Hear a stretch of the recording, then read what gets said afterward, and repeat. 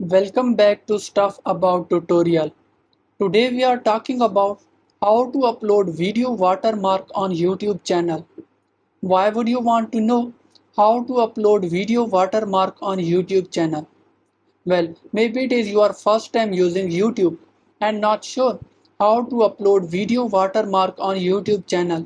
So today I am going to show you how to upload video watermark on YouTube channel.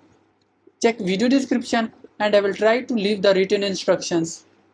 Uploading video watermark on YouTube channel is quite simple and the process is easy to do.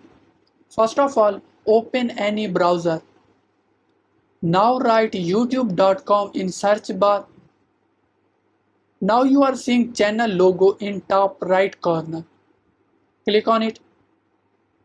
Click on your channel. Now click on Customize Channel. Now click on Branding. Scroll down. Here in Video Watermark section, click on Upload and upload video watermark of your channel. Select Display Time and then click on Publish. There you go. If you wanted to know how to upload video watermark on YouTube channel, that is the easiest way I know how. If you know another way, to leave a comment below.